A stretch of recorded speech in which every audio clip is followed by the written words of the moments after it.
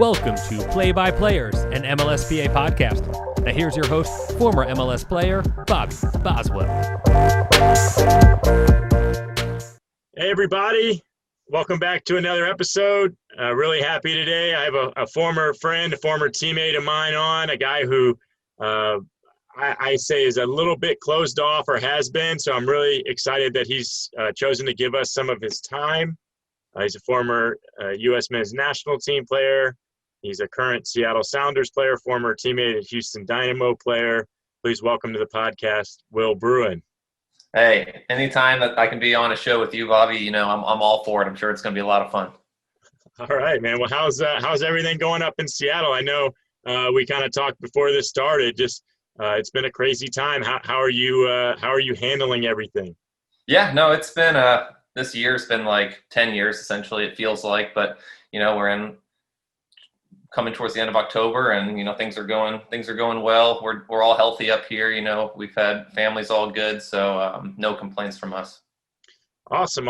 And I know your birthday, I think, is this week. Is that It right? is the 24th. Yes. Okay. Well, happy pre-birthday. Thank you. I'm not sure I'll be 22. when this will air. It'll probably yeah. Me and you both, buddy. Me yeah, and exactly. you both. Isn't it crazy? It was funny. You know, I always say I try to absorb as much as I can. You know, you're a little bit different in that I know a lot more about you than most. Yeah. Most of the people I've had on the podcast, I wouldn't say than most people, but you know, we talk about COVID and all these interactions with fans, and there's no fans right now. You know, when you say it's been like 10 years, we look at, you had an injury going kind of into this thing. And I mean, what for you has been kind of the highlight of this whole dilemma and kind of the dark spot in it? I mean, I know you've hinted at not playing in front of fans, but you know, there's also some positives I think that have come out of it. And you know, talk to me a little bit about that. Well, I mean, like the first thing I think is I had tore my ACL last June of 2019. I was actually on track, slated to come back a game against Dallas in March of this year. So it was like a game or two before the whole thing got shut down. So I looked at it then. I was like, okay, that's just more time for me to, you know, to make sure I get my knee right and I'm strong and good and everything. So more time then, and then get back in individual trainings. And like one of our first scrimmages, probably in, I don't know, late spring, I had another freak injury on my tibia that put me back another month. But when you come back, when you're in these long injuries, you kind of expect the comeback to be this big moment. Like, all right, I've been out a year. I'm going to come back in front of fans, and this is going to be great. First comeback was MLS's back tournament against LAFC in Orlando, score a goal. And I'm like, yes, this is awesome. And I look up and I just see absolutely nobody. Like nobody. We lose the game 4-1. So that's like completely not the return I expected, but it's good to get back out on the field.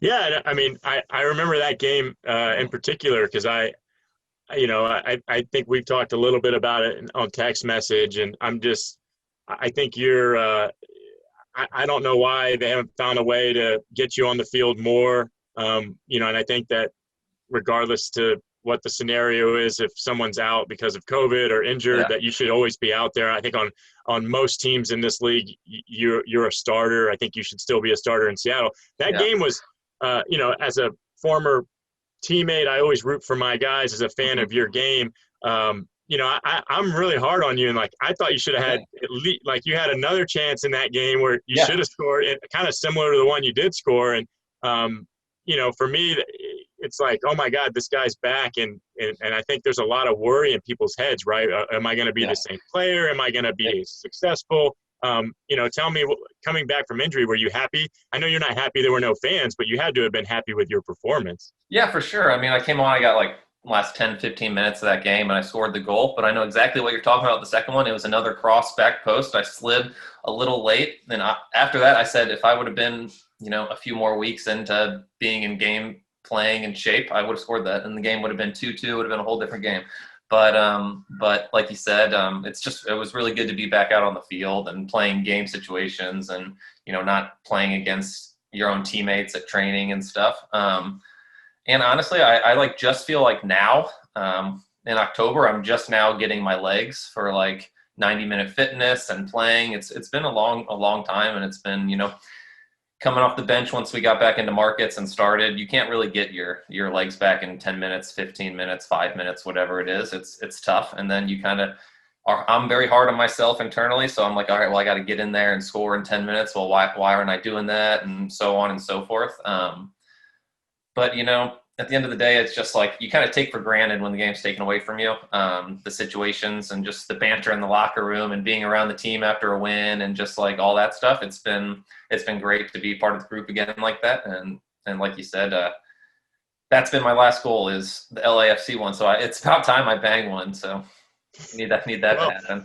Well, hopefully I bang one by the time this airs. I know you're trying to score one, but I think we're talking to the current defensive play of the week recipient here with the clearance off the line. I mean, where'd that come from? You caught on the wrong end of the field, but you're coming up big. I remember back in our early Houston days, you had at your house, you had when you would tally the goals on your chalkboard. So now I'm going to start tallying my defensive plays. There you go. Maybe I start making my way back a line.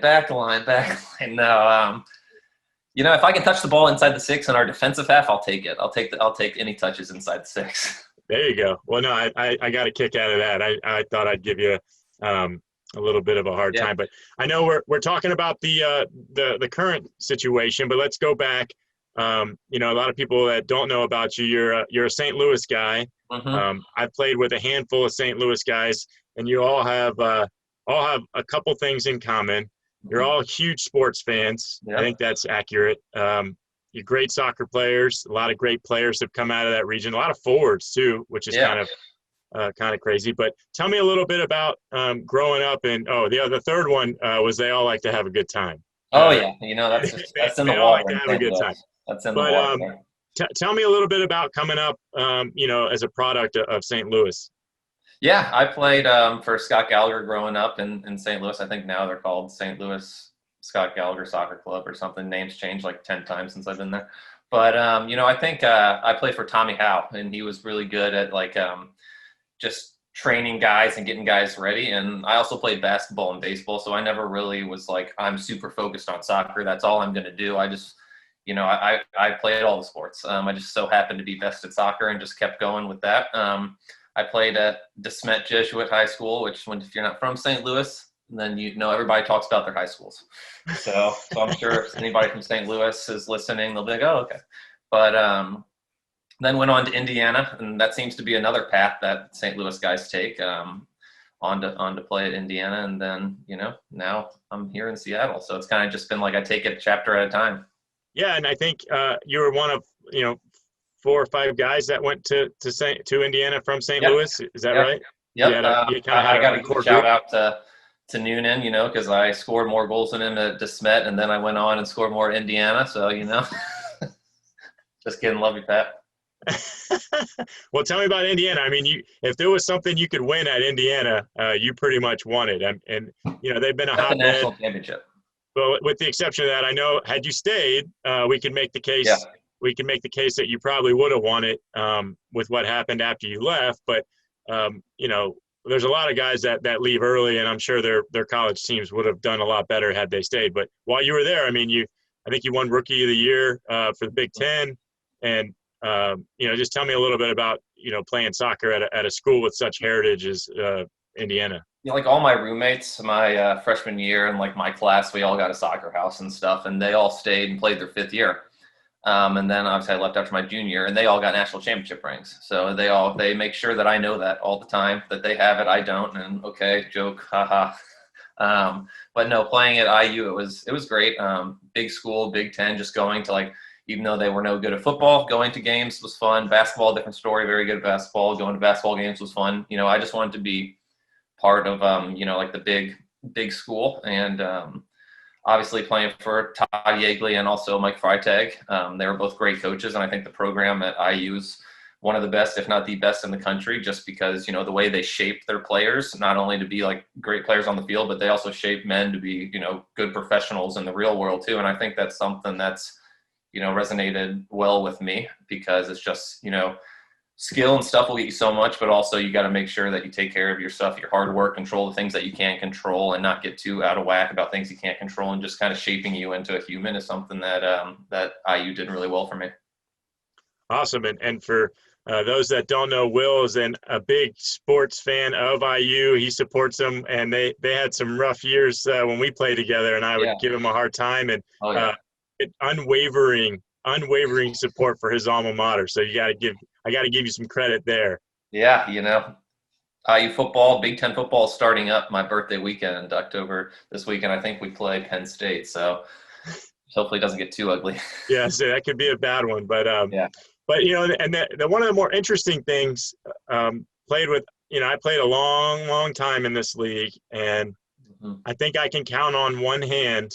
And I didn't really think about this a whole lot, but how many guys had a girlfriend at their college that they ended up staying with as a professional and marrying, and still being married to years later. So you met your wife at Indiana? Yeah, at IU. She played volleyball there. And no, she's not like 6'5". She's 5'2". Nothing against being tall, but that's the first thing everybody says, So she played volleyball there. She stayed and finished her degree, and I went down to Houston when I got drafted, and then she moved down there after, and now we're up in Seattle with one little boy and another one on the way.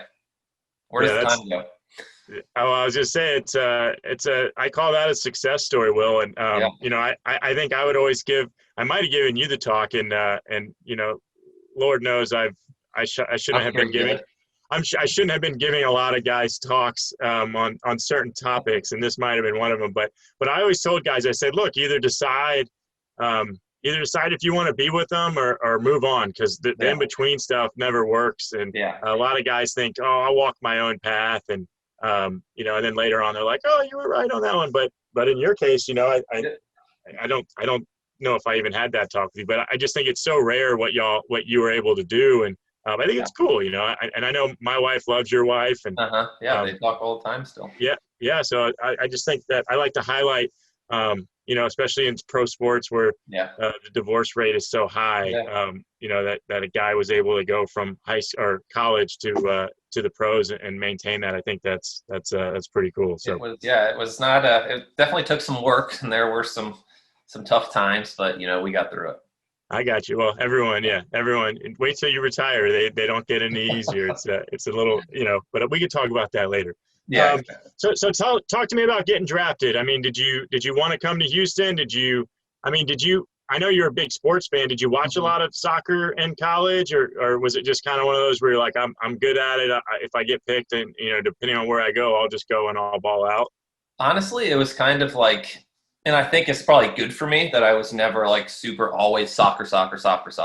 I think I kind of took it like when I was in high school, I was like, oh, cool, I got a scholarship to go play soccer in Indiana. I'll go play soccer in Indiana and still get my degree, enjoy my life, blah, blah, blah. And then junior year came up, and they're like, oh, you can go get drafted in MLS through Generation Adidas. And I was like, oh, okay, cool. And I remember talking to my parents and being like, well, should I stay and finish my degree? Should I go? Blah, blah. I think my mom wanted me to stay and finish, and my dad was like, you need to go. And at the end of the day, obviously my dad made the right decision, and my mom will admit that.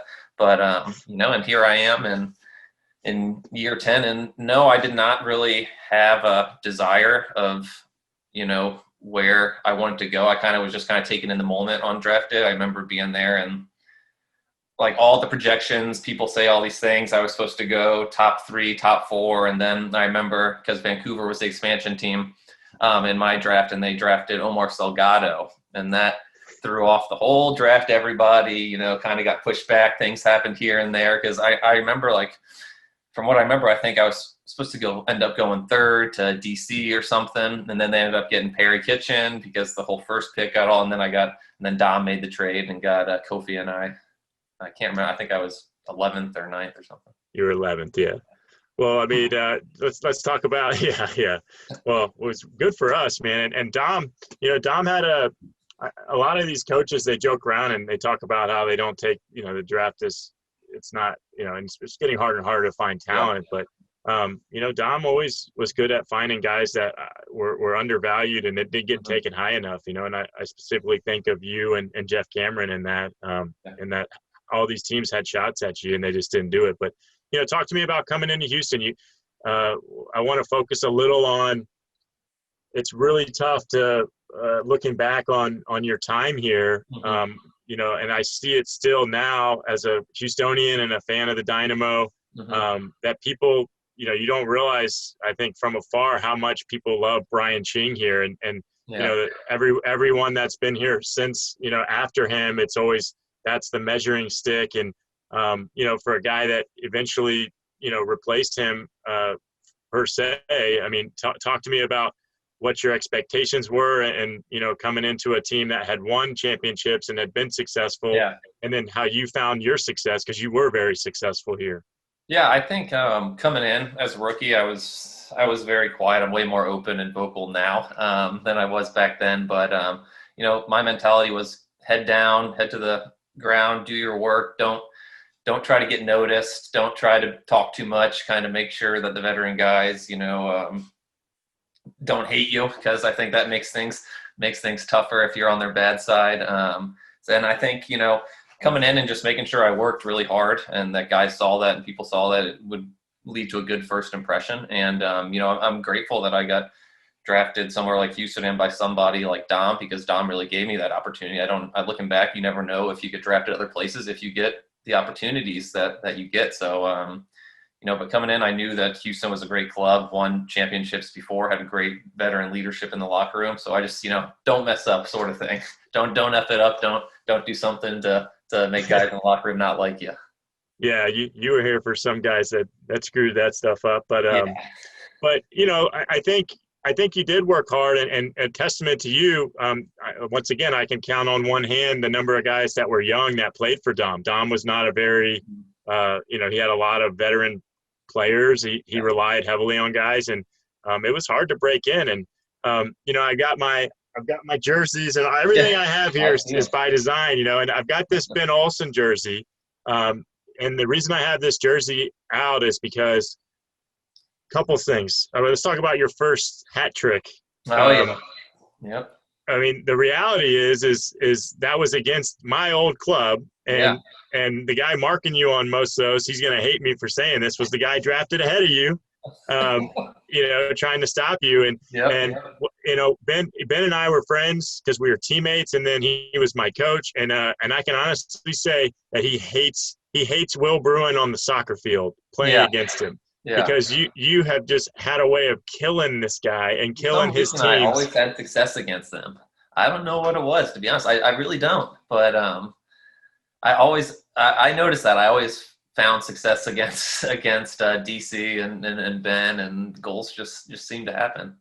Yeah, well, I appreciated it as your teammate, and then when I ended up playing for Ben, I didn't realize how strongly he felt, and then the irony of it all. And I know you'll remember this. I can also say I don't feel bad for a lot of the things I've done to people on the field. A lot of times I let the forwards, you guys get away with a bunch of off the ball. I've never had a foul in my life. You're an honest guy though. I mean, you really are, and I feel bad. You'll know what I'm talking about. We played you guys in a game, and Ben was like, we got to stop Will. I'm tired of this guy tearing us apart. And I was physical with you, and I think I had a real dirty play off the ball, like a knee to the back. I want to say. I think this was in Houston, huh? Yeah. I think I remember this game. I'm pretty sure I got suspended for it. I didn't get a card during the game, but they looked at it, and you were like gotten up, and you were real professional about it, like, hey, what are you doing? And I'm just like, you don't realize I got Ben in my head, right? Yeah. So the whole irony is I don't think you scored that game. I could be wrong. You might have scored, but we won. Yeah. But after the game, they'd say I'm going to get suspended, and Ben's like, "What are you doing, man? You gotta be more professional." And I'm like, "You're the guy that put it in my head that I had to kill this guy." Yeah, that's your total mindset. It's just like boom. Yeah, it's like you got me all riled up on playing against Will. And I still feel bad about that play. But at the same time, it's like, and Ben was mad at me about it, and it's like, you're the one that gets me all worked up. Honestly, on it. I don't really remember like the exact play. I just remember the knee to the back thing. I don't remember how it happened or what.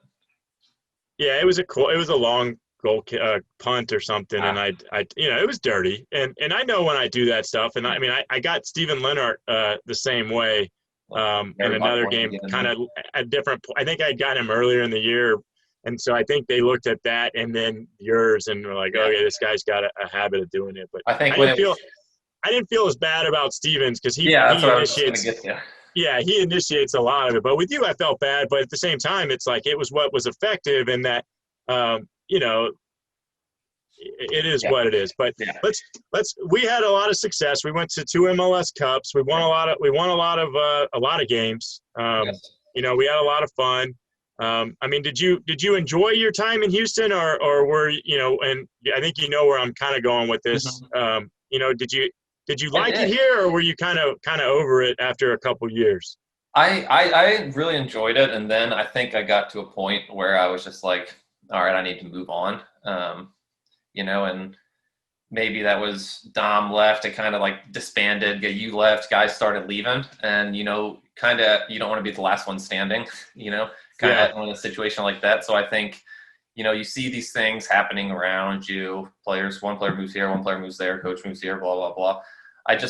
In my mind, I felt like it was time for just a new challenge, because I feel like I was just like plateaued mentally, and like I didn't really care too much, whatever. Like maybe the fans didn't like me at the end, and things happened, but maybe I was a little immature with the way I went about things too. But it is what it is, and I'm enjoying Seattle right now, and I think it was probably for the best for everybody that I moved on.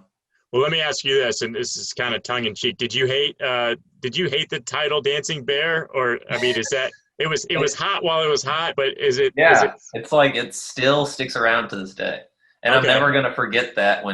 I still blame Chingy and Dom for that.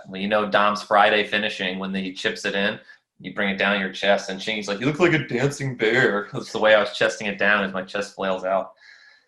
And good old Chingy poking holes in your armor, right? Yeah, exactly. I got some. I found some old stuff here. We got. Oh yeah. Will was the face of the franchise. For those listening, this is just the cover of a magazine. Will's on the front. All I see is Giles there. You love Giles. Yeah, y'all had a good partnership, and I love Giles. I love Giles, but you were a big name here, and like I said, it's tough because I think a lot of people wanted to hang on to the old group, right? And there's a changing of the guard, and people were like driving Dom out, and Dom was the guy that brought them so much success. So it's not unheard of that you forget. I was gonna say you play long enough to become the enemy, I guess. And so talk to me about getting traded, and were you happy about it, or what were you thinking when you find out that you're going? I had no idea like Seattle was even interested or a contender, and then when it happened, I was like, all right, let's go up there and see what happens. It still seems like it seems so long ago, even though this is my 4th year with them. So it's weird how perception of time makes things. I feel like I've been here for so long, and it really hasn't been that long. But it's been great. I've loved it up here. It's been a great team. The team is very, very good. So all around the field, and our depth is very good. So there's always, every year, the standard's very high, and trainings are getting tense. But that's what, as you get older, that's what you need. Keep you on your toes, keep you playing well. So I'm really enjoying it. Tell me how y'all are a heck of a group. MLS Cup winning team, and a team that competes every single week. I think the expectation is win every single game on the road or at home. Talk to me about what makes that group so special. I'll reiterate it again. I can't believe that you're sometimes come off the bench for this group, and I think there's other guys on this team that would be every game starters on half the teams in the league outside of there. So talk to me about how special this group has been, and how Seattle's been able to cultivate this kind of culture. Yeah, I think since I've been here, I think it's a very, very, very good locker room. Everybody gets along really well. There's not really cliques here and there. Maybe sometimes you see that in locker rooms where there's little small groups that don't really interact. I think our group, everybody gets along really, really well. And I think that's a good locker room. I think is one of the most important factors in winning teams. And we've had that since I've been here. I've never had any issues. Everybody gets along really well. But at the same time, like, everybody's competing. Like, when you're training, it's hard, competitive, you want to play sort of thing. Everybody pushes each other. And I think it's just like an internal standard that we have within ourselves and within the locker room that, we kind of police ourselves. And I think that goes a really long way. Okay. And then I know by the time this airs, you will have played in the Portland Cascadia Cup. Yeah.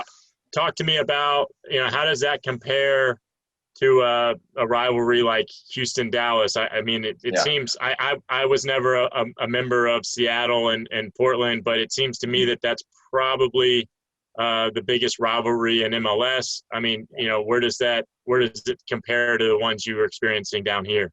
Yeah, it's totally different beast, to be honest, especially when fans or stadiums are completely full. I mean, even just driving up to say you're on the road in Portland, driving to the stadium, you got fans flipping you off and screaming at you on the bus. I can't recall ever getting that on the road in Dallas. So just to start right there, you feel the atmosphere, you feel the environment. It's fun, competitive games. And then, the games always feed off each other. They feed off that energy, whether you're in Seattle at CenturyLink or Providence Park in Portland. I think the fan base really drives this rivalry because it's like bragging rights. You want to perform well for your fans so they can have their say and brag whatever banter on Twitter with whatever they do. But, it's a good one. It's a fun one. This year, it feels different this year because we've played them like 5,000 times, but that's just the way it is this year. Yeah. So. Yeah. Well, I mean, and to be honest, I think they're a really good team as well. Yeah. So that's what makes it, I think, as appealing. And that with a lot both of teams are always really good. So they're always at the high in the standings, and it's always something on the line every game. Yeah, that's exactly my point. Was that a lot of other rivalries around the league, it's usually lopsided, where one team's not very good, and in this case, especially lately in the last several years, and even Thursday, it's for first place in the West. So it's always even in a year like 2020, it's always something. Let's talk about how your role changed a little bit. When you got to Seattle, I mean, did you, was the expectation going in there? Not to say that Houston didn't have great players, but I think it's a little bit of a different beast when you got to Seattle. Yeah. Were your expectations to be a starter, or were you? I mean, I know the answer to this because I know how hard you are on yourself. Yeah. But for the fans that don't know you, I mean, what were you thinking coming in, and how did you adjust? Yeah, I definitely came in with the expectations like, look, I'm going to win the starting spot. And then you get there, and Seattle they always do have some big name players, high profile players. So it's always tough every year to, get those minutes. But like you said, coming in, I wanted to come in kind of like the same as when I came into Houston, come in, make a good impression on the locker room, show that I'm here to work hard and win, and kind of fight for minutes. And, I think if you have players like that, always competing at practice, always driving, whether you're starting or whether you're fighting for a spot, like always improving the product, I think that's something that, goes a long way. And, I'm still every week, week in, week out, I'm still fighting for minutes. So it's just the way it is here in Seattle. And, that's kind of the culture and mentality. And, that's bred some championships. Are you still an undercover meathead, or? No, not so much. I think Corey Ash had that effect on me. That would just get me bulked up, man. Back at Houston, we would have like liftoffs in the off season. I don't really do that as much here. So that's probably a good thing, because now I can run better. Well, I remember, when they built that gym, you were always in there, always in there. And I was like this, and I always say I'm a lot stronger than I look. I don't look like a whole lot, but I would watch you work out, and I was like, that guy's a lot stronger than I am. But no, see, I would say sometimes back in those days, it looked like I looked stronger than I was. You know what I mean? Well, it looked cool lifting some of that weight, but then when you're going shoulder to shoulder with you on the field, it's just like, boom. Oh, wow. Yeah, well, I got little stubby legs, so I have a low center of gravity. But yeah, exactly. Knock me off the ball. All right, well, let's talk about you win an MLS Cup there. There's some big moments. I personally I follow all guys that get traded from one team to another. I'm always interested in watching them play their former teams. Yeah. For me, the playoff game back here in Houston, the two-leg series, I mean, was that kind of it's human nature to want to stick it to someone that let you go, regardless of how you exited. I mean, was that a pretty, talk to the people that aren't familiar with it about, the home and away series with Seattle and Houston in the playoffs? I wouldn't say that there was by far no animosity, oh my God, I'm going to stick it to them. But you're definitely turned on a little more when you play former clubs, and you kind of want to show did you really make the right decision, sort of thing. So I think there's always a little more motivation, and everybody always talks about are you going to celebrate against your club? Are you going to do this or do that? Honestly, every time I score, I black out, so I don't even know what I do. So it's not like I'm never the type of person that's going to have this predetermined celebration, and all that nonsense. But to answer your question, yes, I think there is a little more when you play former clubs, but at the beginning. So if we were to play them tomorrow, I don't think it would be any different. It would be completely different now. It's a whole different team, whole different everything. Yeah. So. Well, I mean, and for those that don't know, he scored, I think he scored in both legs. Is that right? Yeah, the first one was in Houston, and I put my hands out, and people's like, "Oh, you're celebrating against your old club." I'm like, "No, I'm not." Yeah. Well, just so you know, I played when I got to Houston, and I scored against DC. In the first game, I celebrated because it's a whole new team, it's a whole new city. I have, and people don't realize, fans don't realize that people send you, especially if you're accessible, social media, you get a ton of nasty messages from fans from all over. Yep. And I think you don't normally pay attention to the Chicago Fire fans or the New England fans, if you play in DC. But when you start getting hateful messages from your own DC fans, people that you were like, oh, that guy used to tell me he loved me, and now he's telling me he hopes I die.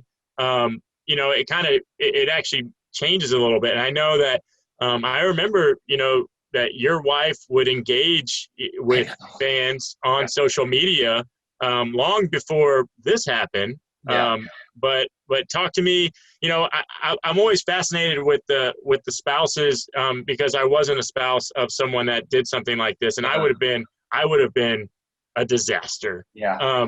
In terms of defending my wife or my family members. But did you ever have a talk where y'all were talking about it? I mean, she is her own person, so she's going to do what she does. But I mean, do you think, did y'all ever have an awkward, hey honey, maybe don't kill these fans? Or were you saying no, I'm glad that somebody's coming to my defense because it's tough. So through all the years, it's been just ups and downs, peaks and valleys of dealing with this. Now I don't even deal with it anymore. It's just no matter what people are going to say, what they're going to say, regardless of anything. So I'd say beginning years when Caitlin first moved down to Houston, she's obviously coming out of playing volleyball. She was very competitive and she doesn't like that, I was the better athlete, but that always got under her skin. But That's debatable, but go ahead. Better soccer player at least. Yeah. But she would see these things, and I don't know why she would search let's see what people are saying about Will. It's of course people are going to be saying bad things no matter what happens. Even if you have the best game ever, you lose one ball, Will loses the ball every time he touches the ball. So it's one of those things that she would look for, and then she'd be well, I don't why is this person saying this? Well, because people are entitled to their own opinions. If you engage in them, if you engage with them, if you tell them, that show them that you're paying attention, they're going to just fish more. So I think it got to a point where we never really had to talk. I had to talk like that, but I was just you done? What good's coming from this? Nothing. It just gets you angry. It brings it to my attention. There's no good comes out of this. And finally, we all grew up a little bit, not growed. We all grew up and grew up. Yeah. We all growed up, and now we're good to go. And I got Eddie here. I know. I noticed Eddie earlier. I got Eddie. I had lunch with Eddie recently, and I told him I was excited to talk with you. And he said, I don't know if Will likes me because I was, as a commentator. As a commentator, I was hard on him kind of his last couple of years. And I was I said, Eddie, you're giving yourself way too much credit. Will doesn't care a thing about what you said about him when he was. I don't remember one thing he said about me. Honestly. Well, if you're like me, you didn't watch the games with audio, so it's not like you're hearing that. But But I think it's funny how, even as an old guy, and I'm an old guy now, it's like you watch these guys and you wonder, like, did they like me or did they not? Yeah. But I thought you'd get a kick out of Eddie No, I saying, think that's great. I love it. I mean, as a commentator, you call the game as it is. It's not like, I mean, maybe I don't know if people have bias, but like if I were to commentate a game and a player missed a chance, I'd be like, he's got to score that if it's a very good chance. I mean, he's got to score that. It's got to be in the back of the net. I don't think that players would take that personal. At least they shouldn't take that personal because, it all comes with the game. And, if Eddie said anything mean about me, then maybe it's because, I scored on training a few times. Eddie will say something mean to your face, but he wouldn't say it on he wouldn't say it on the air. No, so I love Eddie. Everyone loves Eddie. I don't know why he thinks that. Yeah. No, I think that's hilarious. Crazy trainings. Wow. I always thought he was going to kill me. Well, that's one thing. Eddie was a loony bin in training and on the field in the weekends. But I know. Yeah, great to play with. Another guy, you've been pretty fortunate, and you've played. You had Eddie in there. Mm-hmm. You had Jeff. You played with the guy that I voted for best defender of the league, with the exception of maybe Eddie Pope, Chad Marshall. Yeah. You played with some really good defenders. Tell me a little bit about Chad. I know y'all had a great relationship. Yeah, Chad's great, man. You really like Chad. Tell me a little bit for all the Seattle fans that can't get enough of that guy. Oh, Chad's a clown, man. He's a clown, and like he's so unassuming. And then when he steps on the field, he's just so good. It's just like one of those things. The big joke was like he was so good at the wraparound with his leg. His leg was like 12 feet long. That like anytime there was a entry ball, no matter what, his leg is like extending and just kicking it away. It's like impossible to hold the ball against him. But great guy. He was a great guy for the locker room. Sad to see him have to retire. Somebody that we miss, but like I think he was 3-time defender of the year. Like he did it for a long time at a very high level, and maybe he should have got more than what he got throughout his career. But he's never the guy to tell you that. No, I think he did enough. He was awesome. But I know he was special to you. And let's talk about what you want to do going forward. I know, I know when you had the injury that, you always question, okay, what am I going to do next? I told you, and I tell everyone this, especially someone like you playing at the level that I expect you to play at. And I think you are showing that you still have that next level, play as long as you want. But what are your goals and the remaining time that you have, and what do you want to do when you're done? Yeah, obviously, when you have a long-term injury like the ACL, you think about everything under the sun. You got time to think about, well, this could have happened a different year. This could have happened at a different time. This could have happened, blah, blah, blah, blah, blah. And it's inevitable that I'm 30 coming off of ACL, but even though I feel like I honestly feel better now with, I guess you could say it's almost a year and a half of like just time off because of the pandemic and then the knee recovering. My legs feel fresher now. But you're going to think about what's next no matter what. These are things that now that I have kids too, it's things you definitely think about more, because now I'm thinking like, 529 plans, like all these things that I never thought about 5 years ago. Last time I'm thinking, well, where am I going to dinner tonight, or what's going on?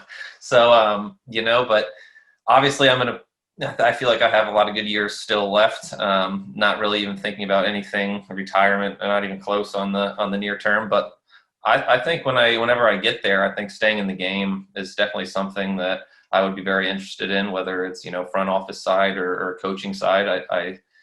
I think I could bring a good personality, good kind of mentorship to the coaching side. But, I still have a lot of time on the playing side left. Yeah, well, I think you're lucky in that you're in, Seattle. And I know things can change pretty quickly. Yeah.